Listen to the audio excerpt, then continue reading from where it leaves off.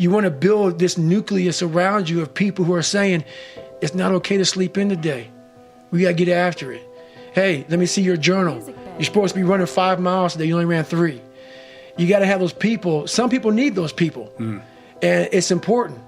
But you want to get to the point in your life, it's real important that you hold yourself accountable and those people start to fade away because you now got it. You want to be that person because they're not always going to be there to hold your hand. In times of need, even the hardest person forgets how badass they are. So I've been through a lot of shit in my life. When you're going through a hard time right now, you forget all the hard shit you endured. It's a reminder that, oh, I can get through this hard time right now, but you got to take a second or two to reach into the mental cookie jar. Let's say it's a fortune cookie. But in my mind, my mom used to buy these cookies, in the cookie jar, and there's an Oreo, Chips Ahoy, whatever. That's where I got the cookie jar from. But you got to open up and say, okay, man, I was in 3 hell weeks, and I got through 2 of them. All these things I endured alone, I have to remind myself of the strength and the power that I have, that it's in me. It's just a reminder of how badass you are in hard times, because we just forget that bad time consumes our mind, and we forget who we are. You have to do that every day, man. A lot of us are you become complacent. You become very civilized in life. The worst thing that can happen to a person is you become civilized. When you get to that point where you believe that you've arrived, my God, man, I'm up there near Michelle Obama on my book. I've done it, man. I'm good. You can coast. I'm good. You don't have to do her. I ain't got to do her. You played your man card. The fuck I'm doing? I don't have to be a wildland firefighter, man. I retired from the military. I ain't got to go out there and dig fire line for 3 miles. I'm 43, man. I've done it.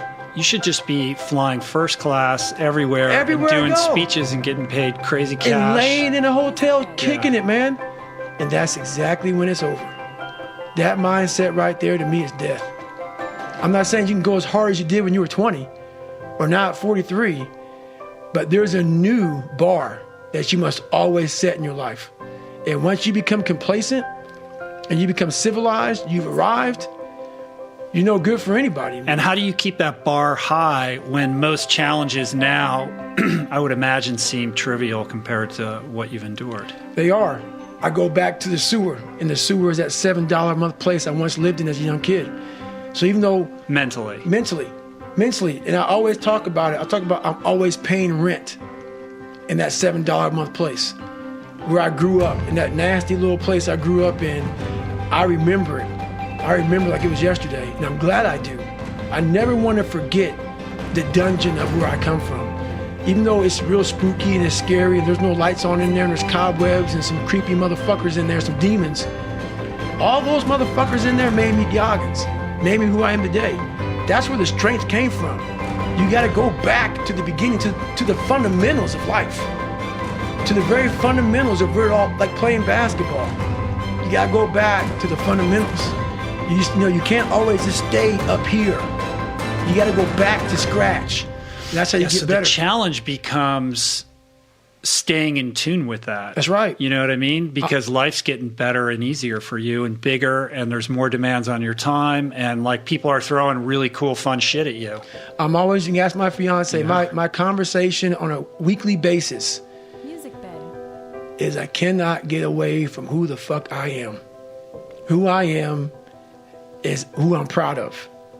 I'm very proud of the hardworking, calloused hands, calloused mind, human being that I literally made this person with a lot of help from above, a lot of guidance from saying you're going to go left when you should go right. That horrible voice that wouldn't let me get away from myself and hide forever.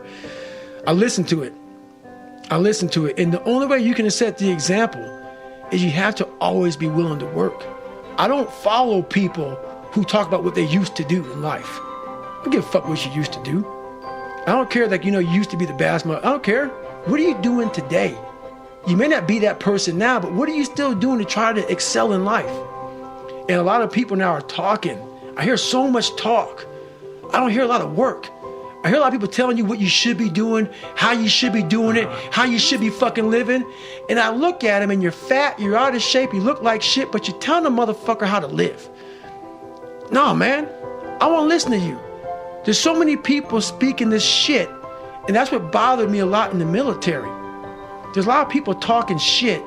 I don't see the real suffering behind it, behind what you're saying. That's why everybody said, man, you talk with so much passion because it's a real fucking place. It sucks to get up in the morning time. It was raining like cats and dogs. I want to get my shoes on and go run. But guess what? I got my shit on and ran. There are no good old days, man. There are no good old days.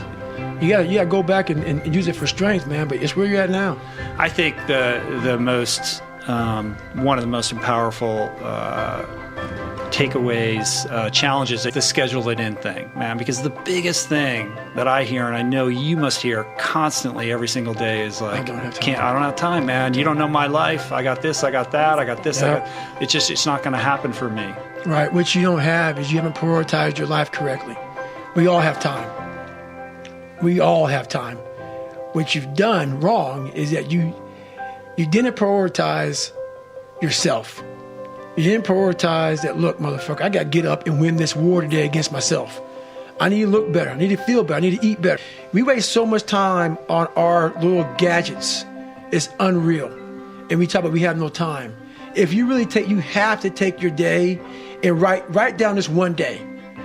Everything you do, write that down. And you're like, my God, I am wasting so much time on frivolous bullshit. It's not even funny.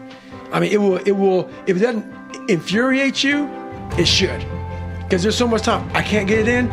Look at your schedule. You just wasted 7 hours today on bullshit. I mean, and you don't have an hour a day to try to get something in for yourself.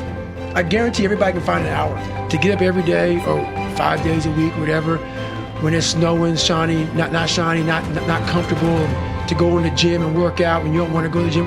It is not fun. If you don't see results in the first 2 days or the first week, I'm done. That's the mentality of most people. The struggle is too real. We're not patient. Like in a world where you can Google the best restaurants around me right now, no one is patient. And for you to lose weight, for you to stop drinking, whatever the hell you're going through, it takes a lot of patience, a lot of time, and a lot of pitfalls, a lot of plateaus. You're gonna hit so many fucking plateaus. If you don't know how to get around that plateau, it's not gonna happen fast.